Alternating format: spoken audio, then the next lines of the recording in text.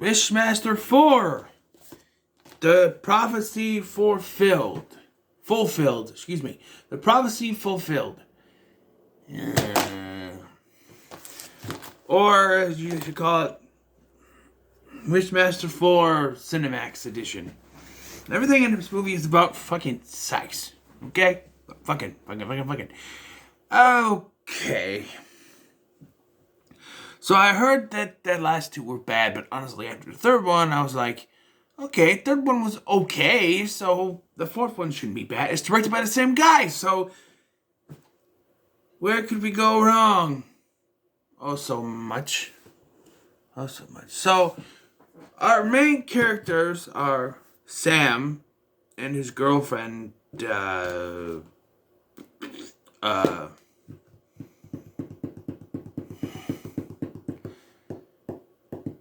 girlfriend is the one that summons, because it has to be female in all 4 films, but I forget her name. I forgot her fucking name.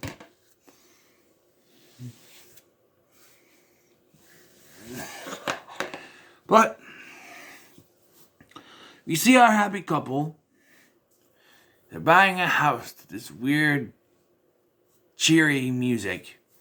And we have a sex scene. That the actress who plays our main character is showing tits here.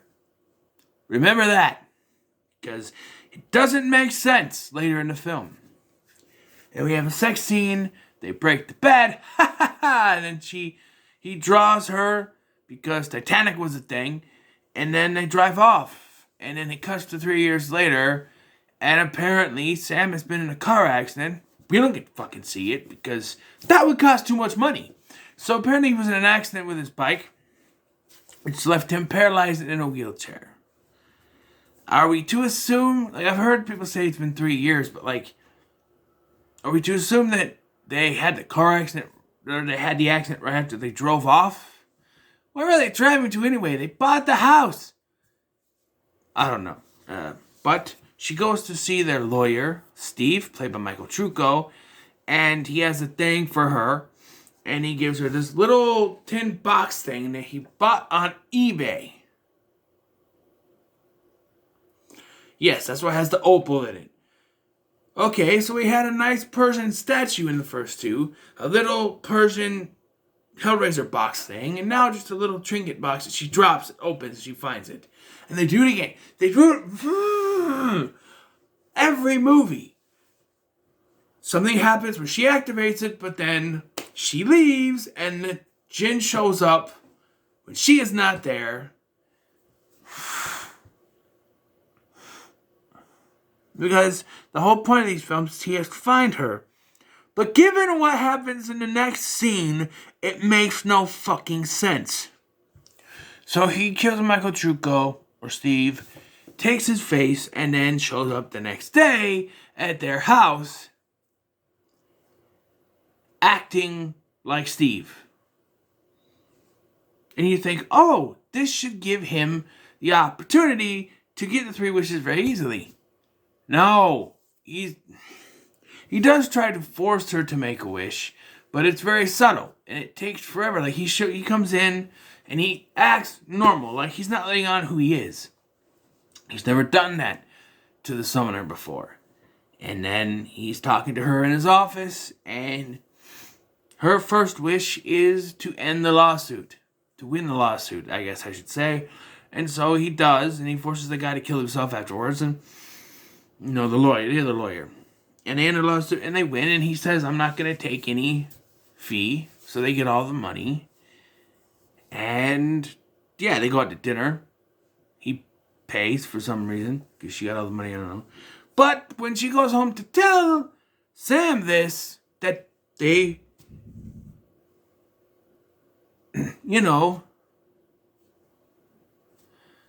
that they won the case, he's like, okay, now we can split up and you can take your half. Because he's gonna make Sam an asshole. So he thinks that after the car accident cost him his legs, and they were doing this lawsuit for 3 years, he thinks the only reason that she's been with him for the last 3 years is because she wants her half of the settlement.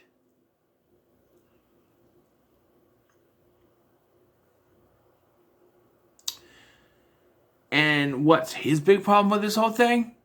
Sex.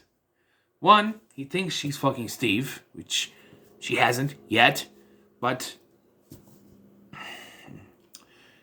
And she, you know... And he can't have sex, so he's looking at porn, which... Okay. But he thinks because they can't have sex, she's been fucking Steve, and she's looking to get the money and leave. I didn't mean for that to rhyme, but it did, so who knows. We get a shower scene at some point. I don't know if it was before or after, but there's a wish. She wishes he can walk again. I think it's after. I think it's before, actually. You think he's still in the wheelchair, but she takes a shower. Once again, we see tits. Her tits. Remember that, because it won't make sense when I talk about something later. But anyway, so, yeah, and she covers herself up. That's your boyfriend. Why would you... It doesn't make any sense. She's trying to convince him that she still loves him, but she won't let him... Maybe she thinks that, you know, seeing her naked is going to make him feel bad because he can't do anything about it. Here's something. I know his stuff doesn't work, but yours does. He can still go down on you, right? Dude, I know you can't, you can't get anything down there, but you got an all-you-can-eat buffet right there. And she probably willing to give it to you, but, no, you'd rather be an asshole. So, after he gets his legs, I'm going to say Greg, that's the last movie. Steve shows up and wants to invite them both to dinner, but Sam's an asshole, so he doesn't go. Or no, he's not. He doesn't have his legs yet. He's an asshole. He doesn't want to go. So there, and that's when she asks about his legs. And when they come home, or she comes home and she sees him, he can walk. But as soon as Sam sees Steve, he gets all pissed. But Sam, you dumbass, you knew she was with him. You told her to go. I don't. Now you're giving the biggest asshole in this movie. Her friend gets killed. The thing. So her third wish is she wished she had someone to love. A true love or something. And so all three wishes have been made. But the Jinn cannot grant that wish. Because there's no... I don't know why he can't grant it.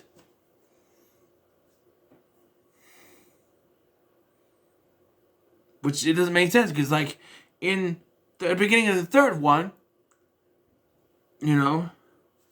Jason Connery's character, he wanted the two women that he found to be absolutely beautiful to be in love with him. He did that, or they killed him, but But we have to extend this film out, have more filler. And have this protector killer guy played by the Scorpion King. Not The Rock, the other one. From the direct-to-video movies. Victor something. He was also in Charmed. And it made me think of Charmed, this thing, because the quality of the movie is terrible. But he's out to kill the Jinn, but it doesn't work, and the Jinn kills him instead. And, yeah.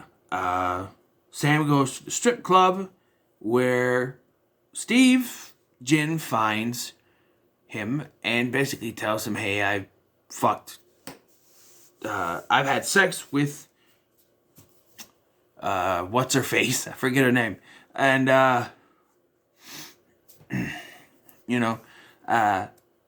so he gets pissed. Trying for him to make a wish and he won't, because that's saved for later. But yeah, and then we get the sex scene. And this is where I'm going to pitch. So as I mentioned, there have been 2 other times where we've seen this woman naked. The beginning sex scene and in the shower, right? So she's not afraid to show her tits. Fine. Be free with your body. Fine. However, there's a scene where she's with Steve. They start making out and they go to have sex. And she is just in her bra. What? Not only, look, I understand if the actress didn't want to show, like, nudity, if she had a no nudity clause or something, but she didn't because she showed twice. We saw her tits. And yet, here, she's got them covered up with a bra. Why? Why? It doesn't make any sense that she would be naked earlier and then be covered up here. It doesn't make any sense. It doesn't make... Makes no sense. It makes no sense at all. Why? Only thing I can think of is that they would do during this sex scene, they have these jinn arms come out and touch her, and maybe they didn't want to do it with like a naked person to make it weird, but I don't know, this movie's already weird enough. But yeah, they do it, and like a dumbass, the jinn says, "But do you love me?" And she runs off. And then he shows up at her house and tries to get her to confess that she loves him, but she won't do it. And so all hell breaks loose, literally. But Steve shows up and makes a wish for a way to kill him. There's no actual way to kill a jinn. I mean, the other one had that sword, but he can't. He's like grunted, and he another sword. I will admit that there's a thing at the strip club, or whatever club they're at earlier, where Steve gets kicked out, and he's just getting his ass kicked by the bouncer, and he's like, "Why would you put up a fight?" And he turns into his jinn form and goes grunted, and then whoops this guy's ass. I thought that was funny, but here he gives him the sword to fight him, but he can't lift it. So twisting the words here. I'll get to some of the other wishes later, but yeah,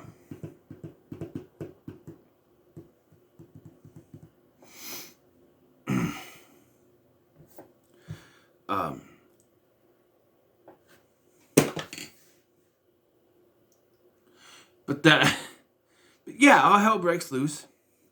Sam has the sword, but he can't do it, and so the jinn kills Sam by putting the sword through him, and he just lays there with it through his back. And they conjure up a plan, and she pushes the jinn into the sword after he takes the form of Sam, which I don't know. And yeah, like they do a thing where Sam has a gun, and he turns into different forms, and he turns into her.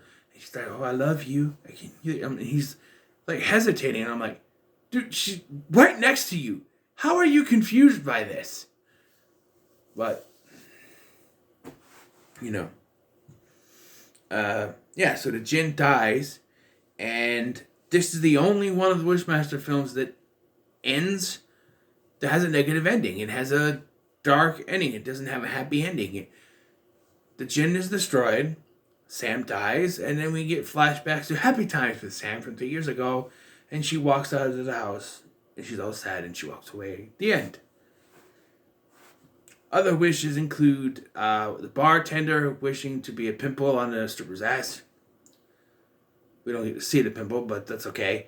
The friend, her friend wishing to have killer sex. You can imagine where that goes. And it's not a wish, but the shop lady that works with her gets killed by the protector guy. This movie sucks. This movie sucks. Don't watch it. It's not bad enough to get a fry in hell, but I'll never watch it again.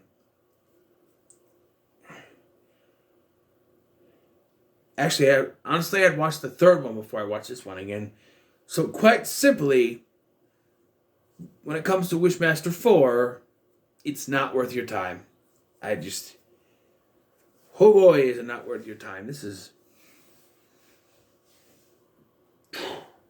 like Walmart brand Wishmaster. The Wallmaster. I don't know. I miss Andrew Divoff. Even Jason Connery was better than Michael Trucco is not bad. Don't get me wrong. He's a good actor and he's great in this. But he doesn't have that evil flair about him. I get they're trying to have him be, more normal, and that works. But something I noticed about the last two is, for the most part of the movie, it's the human actor. It's either Jason Connery, Michael Trucco. We barely get any of the Jinn. I don't know if there was a budget or if they just, didn't want to spend that much time putting the makeup on the actor. They probably filmed all of John Novak's scenes for each film at once. Like, they filmed everything with 3 in one shot because there wasn't much. And this one, they probably did it even faster because there was anything. There was at the beginning when he was talking to Steve, and then when he's fighting the Protector guy, and then at the end for the final thing. And the Grunted when he fights the bouncer guy. That's it. Probably even less the actual Wishmaster Jinn in this film than there was 3.